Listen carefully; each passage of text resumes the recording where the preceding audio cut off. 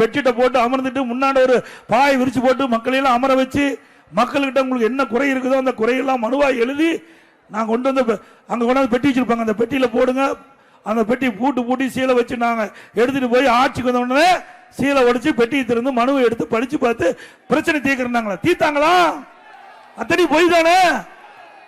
சரி, அன்னைக்கே பிரச்சனைகள்லாம் மக்கள்கிட்ட சொல்லி எழுதி அந்த பெட்டியில் போட்டாச்சு. அப்ப இப்ப எதுக்கு மறுபடியும் தேவை? அது ஏற்கனவே இருக்கிற பிரச்சனை தானே மக்கள்கிட்ட இருக்குது. ஆக மக்களை எப்படி ஏமாற்றுவா என்பதை மட்டும் நீங்க எண்ணி பார்க்க வேணும்.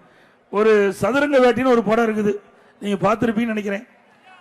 ஒருவரை ஏமாற்ற வேண்டும் என்றால் ஆசையை தூண்ட வேணும். ஒருவரை ஏமாற்ற வேண்டும் என்றால் ஆசை தூண்டணும்.